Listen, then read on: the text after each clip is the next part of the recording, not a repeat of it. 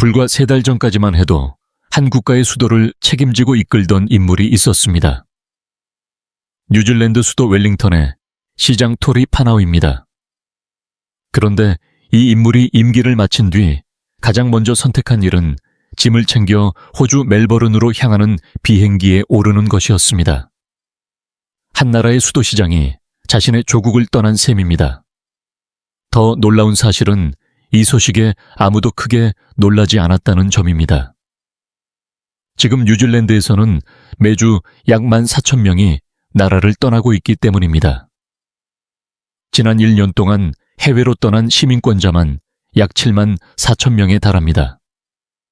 같은 기간 이 나라에서 태어난 아기는 약 57,000명이었습니다. 시민권자 기준으로 보면 태어나는 사람보다 떠나는 사람이 더 많은 상황입니다. 전쟁도 없고 기근도 없고 대형 재난도 없는 나라에서 벌어지는 일입니다. 이 나라의 이름은 뉴질랜드입니다. 세계에서 가장 살기 좋은 나라 순위에서 늘 상위권에 오르는 곳이기도 합니다. 맑은 공기 안정된 사회, 그리고 잘 갖추어진 복지 제도까지 갖춘 나라입니다. 그런데도 정작 그 나라의 국민들이 가방을 챙겨 떠나고 있습니다. 도대체 이 아름다운 나라의 이면에는 무엇이 숨겨져 있는 걸까요? 이 현상을 이해하려면 먼저 지도를 펼쳐볼 필요가 있습니다. 뉴질랜드는 남태평양 한가운데에 떠있는 2개의 섬으로 이루어진 나라입니다.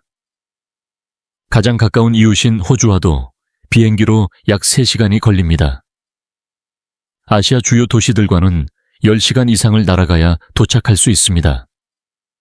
국토 면적은 한반도보다 약간 넓은 수준이지만 대부분이 험준한 산악지대이거나 양을 방목하는 광활한 초원입니다. 그래서 실제로 사람들이 밀집해 사는 곳은 해안을 따라 흩어져 있는 작은 도시들 뿐입니다. 가장 큰 도시인 오클랜드의 인구는 약 170만 명입니다. 한국의 부산보다도 작은 규모입니다. 나라 전체 인구를 모두 합쳐도 약 530만 명으로 서울 인구의 절반 정도에 불과합니다. 이러한 거리와 규모는 오랫동안 뉴질랜드를 보호해주는 방패 역할을 해왔습니다. 전쟁의 불길도 대규모 범죄도 산업오염도 이 먼 바다를 쉽게 건너오지 못했기 때문입니다.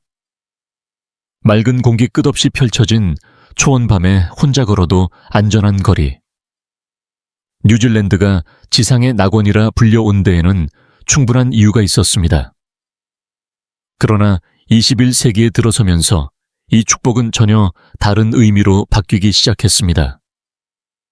오늘날의 세계 경제는 하나의 거대한 연결망처럼 움직입니다.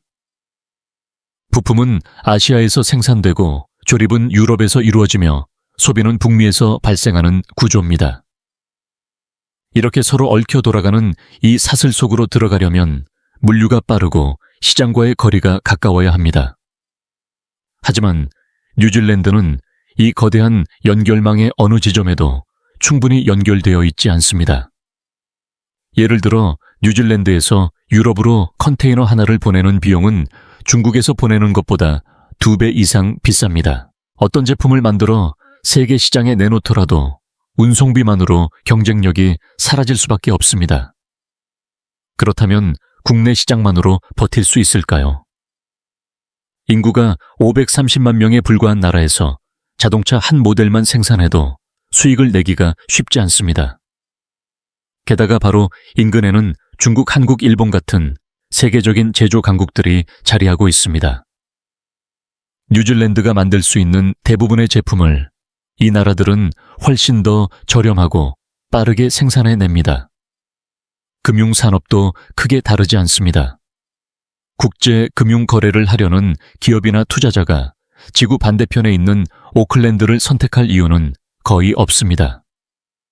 싱가포르나 홍콩 혹은 시드니가 훨씬 현실적인 선택이기 때문입니다.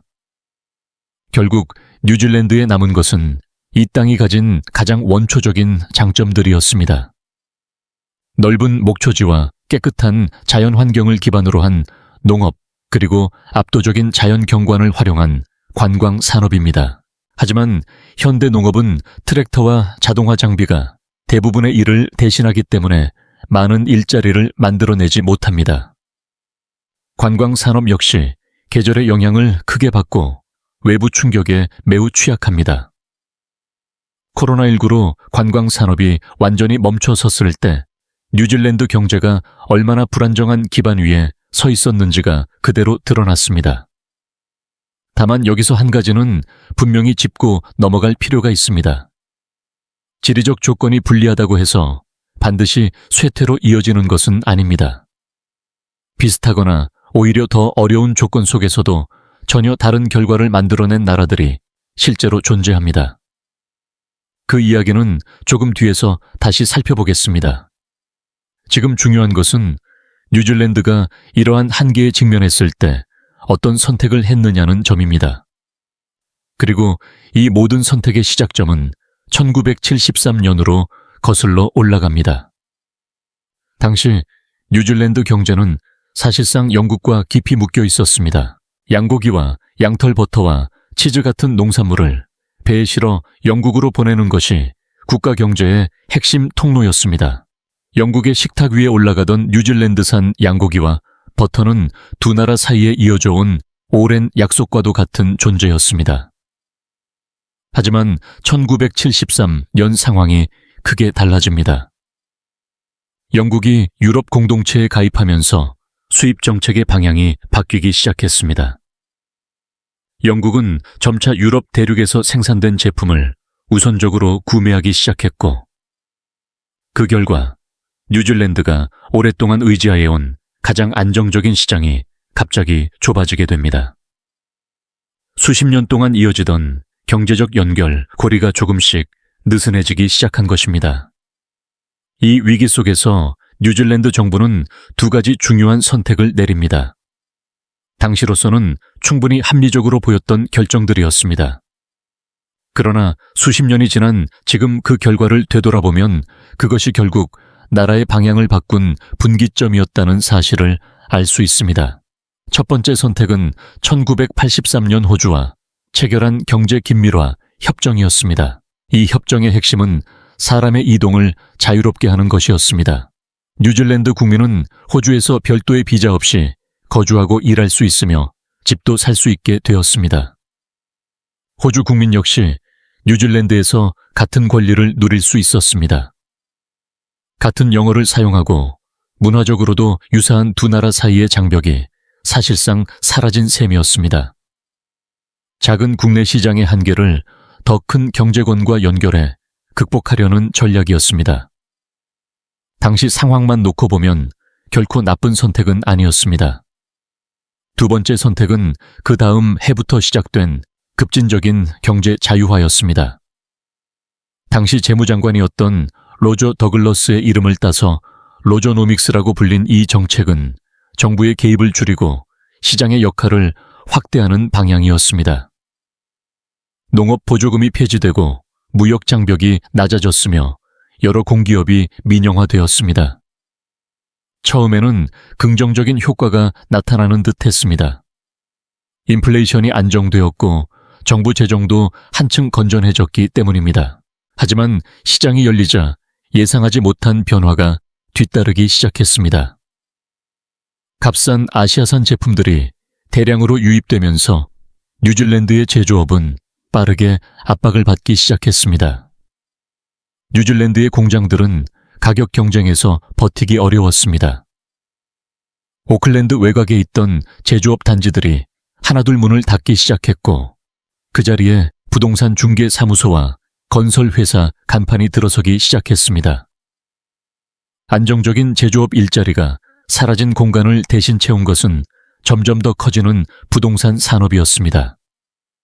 그런데 바로 이 지점에서 더 근본적인 문제가 모습을 드러냅니다. 뉴질랜드 정부는 의도했든 아니든 부동산 투자에 지나치게 유리한 세금 구조를 만들어 놓았습니다. 내용을 쉽게 풀어보면 이렇습니다. 뉴질랜드에서 집을 구입해 임대를 놓으면 대출 이자를 소득에서 공제해 주었습니다. 벌어들인 수입에서 이자만큼을 빼주니 납부해야 할 세금이 크게 줄어드는 구조였습니다. 그리고 시간이 지나 그 집을 팔아 차익이 생겨도 그 이익에는 거의 세금이 붙지 않았습니다. 반면 이웃 국가인 호주에서는 부동산을 구입할 때 집값의 약 3%를 거래세 형태로 미리 납부해야 했습니다. 그러나 뉴질랜드에는 이런 세금 자체가 존재하지 않았습니다. 이 차이가 만들어낸 결과는 매우 단순했습니다. 매달 월급을 받으며 성실하게 일하는 것보다 집을 사두고 가격이 오르기만 기다리는 편이 훨씬 빠른 돈벌이가 되었던 것입니다. 마치 계단을 힘겹게 올라가는 사람 옆에서 에스컬레이터를 탄 사람이 여유롭게 앞서 나가는 장면과도 비슷했습니다. 여기에 호주의 부유층까지 움직이기 시작했습니다. 자국에서는 세금 부담이 큰 부동산 투자를 세금이 거의 없는 뉴질랜드에서 하는 것이 훨씬 매력적으로 보였기 때문입니다. 여기에 중국을 포함한 아시아 지역의 자산가들까지 투자 이민 형태로 몰려들면서 상황은 더욱 빠르게 확대되었습니다. 그 결과 뉴질랜드 경제에서 부동산 관련 산업이 차지하는 비중은 국내 총생산의 절반에 가까워졌습니다. 집을 짓고 사고 팔고 임대를 놓고 대출을 제공하는 일이 국가 경제의 중심이 되어버린 것입니다. 선진국 모임인 OECD 국가들의 평균이 보통 20%에서 30% 수준이라는 점을 생각하면 얼마나 비정상적인 구조인지 쉽게 알 수 있습니다. 실제로 가치를 만들어내는 산업은 점점 위축되고 집을 사고 파는 거래가 경제를 떠받치는 나라가 된 것입니다. 집값이 오르면 경제가 돌아가고 집값이 떨어지면 국가 전체가 흔들리는 위험한 구조가 그렇게 완성되었습니다. 이 구조 속에서 가장 먼저 압박을 받은 집단은 뉴질랜드의 젊은 세대였습니다. 오클랜드의 평균 주택 가격은 이미 100만 뉴질랜드 달러를 넘어섰고 한국 돈으로 환산하면 약 8억 원에 가까운 수준이었습니다. 평범한 가정이 생활비를 거의 쓰지 않고 모든 소득을 모아야 겨우 닿을 수 있는 금액이었습니다. 직업은 큰 의미가 없었습니다. 의사든 변호사든 엔지니어든 상황은 크게 다르지 않았습니다. 부동산을 직접 굴리는 사람이 아닌 이상 아무리 열심히 일해도 집값 상승 속도를 월급으로 따라잡기는 거의 불가능했습니다. 그런데 이 젊은 세대의 눈앞에는 하나의 출구가 열려 있었습니다. 1983년에 체결된 협정을 통해 활짝 열린 호주로 향하는 길이었습니다. 비행기로 3시간 정도면 도착할 수 있고 별도의 비자 없이도 바로 일을 시작할 수 있는 나라였습니다. 언어도 같고 문화도 크게 다르지 않았습니다. 심리적인 거리로 따지면 서울에서 부산으로 이동하는 것보다 오히려 더 가깝게 느껴질 정도였습니다. 하지만 결정적인 차이는 소득이었습니다. 같은 일을 하더라도 받는 급여는 크게 달랐습니다. 직종과 경력에 따라 차이는 있었지만 대체로 같은 직업 기준에서 호주의 임금은 뉴질랜드보다 30%에서 많게는 50% 이상 높았습니다. 여기에 더해 호주에서는 고용주가 급여의 약 5% 수준까지 퇴직연금을 추가로 적립해 주었습니다. 반면 뉴질랜드는 최소 3% 정도에 머물렀습니다. 같은 일을 하면서도 월급과 노후 대비가 완전히 다른 세계였던 셈입니다. 이 격차가 개인의 삶에서 어떤 의미인지 한 사례를 통해 살펴보겠습니다. 2025년 가디언이 인터뷰한 24살 헤이든 피셔는 웰링턴의 한 서점에서 일하고 있었습니다. 장을 보러 가면 월급의 절반이 식료품비로 사라질 정도였고 부족한 생활비를 메우기 위해 후불 결제 서비스까지 사용해야 했습니다. 하지만 시드니로 옮긴 뒤 상황은 달라졌습니다. 그는 같은 비용으로 이전의 일부만 쓰고도 생활할 수 있다고 말했습니다. 그리고 이렇게 이야기했습니다. 뉴질랜드를 사랑해요. 사람도 좋고 문화도 좋습니다. 하지만 경제적으로 안정된 삶을 기대하는 것은 웰링턴에서는 불가능하게 느껴졌어요. 22살 주누비에브 풀턴, 역시 웰링턴에서 시간당 약 22.70 뉴질랜드 달러를 받으며 일하고 있었습니다. 그러나 멜버른으로 옮긴 뒤에는 주말 근무만으로도 그 2배 이상의 수입을 얻고 있었습니다. 그녀가 떠나온 도시를 설명한 말이 인상적입니다. 웰링턴이 점점 비어가고 있어요. 어딘가 음산한 느낌까지 들어요. 예전에 제가 알던 도시 같지 않습니다. 실제로 웰링턴 도심 상가의 공실률은 단 1년 사이에 3.5%에서 9.3%로 2배 이상 상승했습니다. 가게들이 하나둘 문을 닫고 거리는 점점 비어갔습니다. 남아있는 상점들마저 활력을 잃어가는 모습이었습니다. 그녀의 말은 단순한 감상이 아니라 실제로 벌어지고 있는 현실이었습니다. 오클랜드에서 태어나 자란 사모아 전통 문신장인 틸라 보의 경우도 마찬가지였습니다. 가족 대부분이 이미 호주로 이주해 있었습니다. 불과 2년 전만 해도 그녀는 호주로 갈 생각이 전혀 없었습니다. 하지만 시간이 지나면서 오클랜드의 분위기가 달라지고 있다는 것을 느끼기 시작했습니다. 그녀가 기억하던 오클랜드가 아니라고 말합니다. 결국 그녀 역시 골드코스트로 가족을 따라 이동했습니다. 부모와 언니 조카들을 다시 오클랜드로 데려오는 것은 비용 면에서 현실적으로 불가능하다고 말했습니다. 호주 국립대학교 이민허브의 분석에 따르면 호주에 거주하는 뉴질랜드 출신 인구의 약 80%가 시드니와 멜버른, 브리즈번 같은 대도시에 집중되어 있습니다. 이들은 건설, 의료, 정보기술, 교육 등 뉴질랜드가 가장 절실하게 필요로 하는 분야에 숙련된 인력들입니다.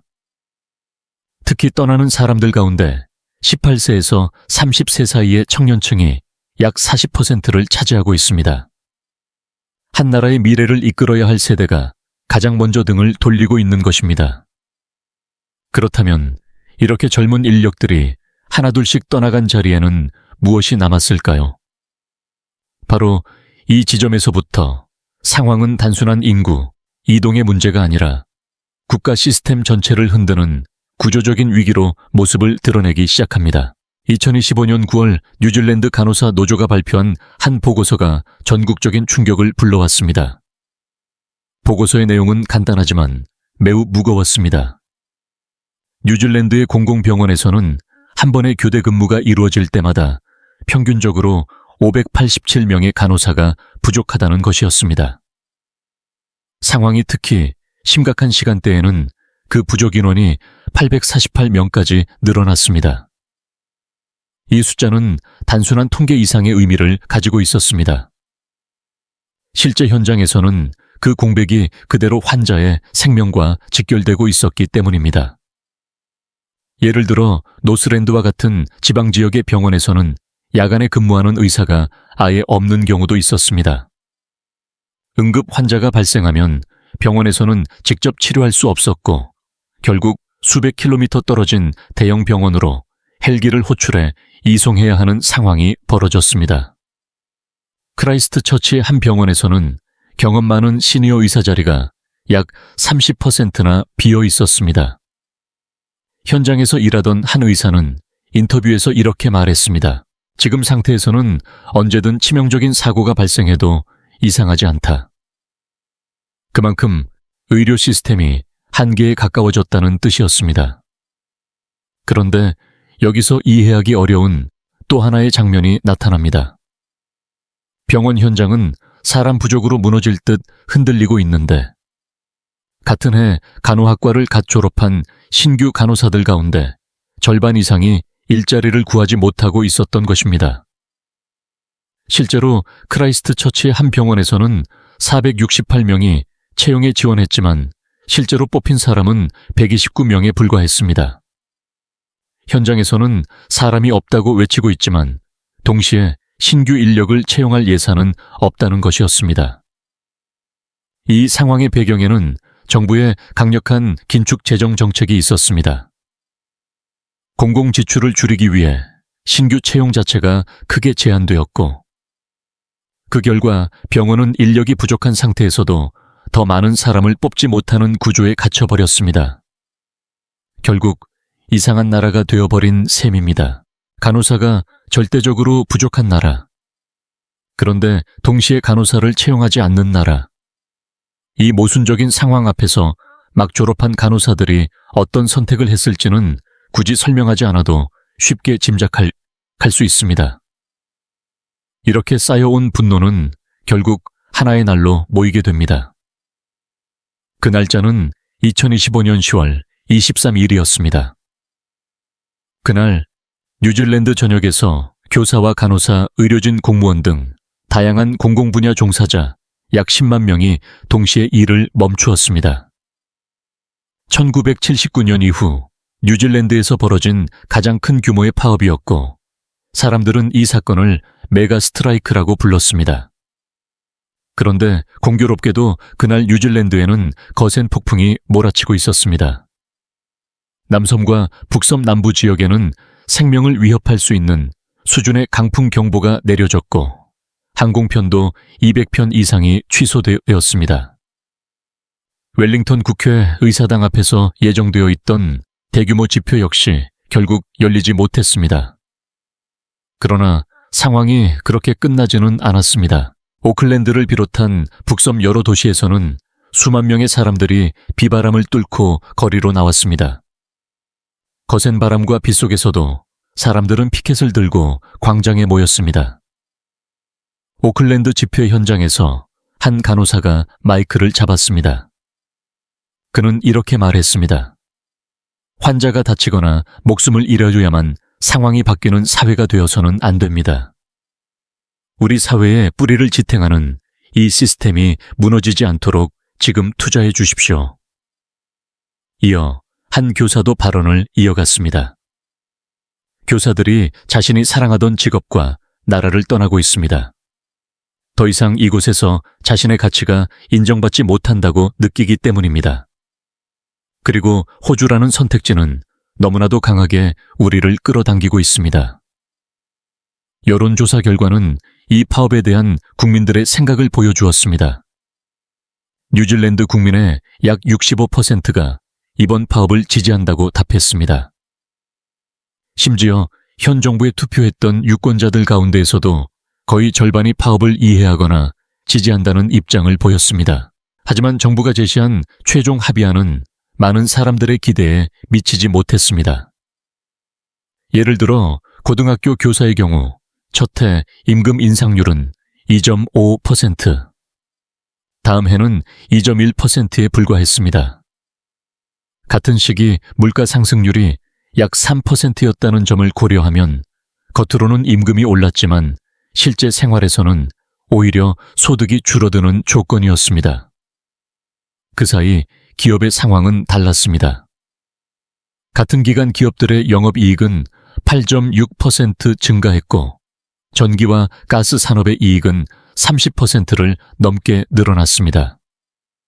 일하는 사람들의 지갑은 점점 얇아지고 있었지만 기업의 금고는 더 두꺼워지고 있었던 것입니다. 파업의 열기가 차에 가라앉기도 전에 도시의 거리 풍경은 사람들이 왜 분노했는지를 다시 보여주고 있었습니다. 오클랜드 뉴마켓 지역에 한때 번화했던 거리를 보면 셔터가 내려진 상점들이 길게 이어져 있었습니다. 한 언론은 이 모습을 두고 마치 유령 도시 같다고 표현했습니다. 웰링턴 역시 크게 다르지 않았습니다. 25년 동안 지역 주민들의 사랑을 받아왔던 벨기에 맥주 카페가 문을 닫았고 2026년 1월에는 단 열흘 사이에 60개의 상점이 폐업을 발표했습니다. 사람이 떠나면 가게가 문을 닫고 가게가 사라지면 거리가 활력을 잃습니다. 그리고 거리가 죽어가면 남아있는 사람들마저 떠날 이유를 찾기 시작합니다. 그렇게 도시와 경제는 점점 더 깊은 악순환 속으로 빨려 들어가고 있었습니다. 그렇다면 정부는 이렇게 생겨난 공백을 어떻게 메우고 있을까요? 바로 이 지점에서 이 위기의 또 다른 그리고 다소 기묘한 층위가 드러납니다. 뉴질랜드 정부는 빠져나간 인력을 채우기 위해 해외에서 전문 인력을 대거 받아들이기 시작했습니다. 필리핀에서는 간호사를, 인도에서는 의사를, 남아프리카에서는 엔지니어를 적극적으로 유치했습니다. 겉으로 보면 인구가 어느 정도 유지되는 것처럼 보였습니다. 그러나 조금만 더 깊이 들여다보면 전혀 다른 그림이 나타납니다. 뉴질랜드 시민권을 취득하면 앞서 언급한 호주와의 자유이동 협정 덕분에 자동으로 호주에서도 거주하고 일할 수 있습니다. 게다가 2023년 호주 정부가 관련 규정을 더 완화하면서 뉴질랜드 여권을 가진 사람은 호주에서 4년만 거주해도 영주권 없이 바로 시민권을 신청할 수 있게 되었습니다. 이 변화가 어떤 결과를 만들어냈는지는 숫자가 그대로 보여줍니다.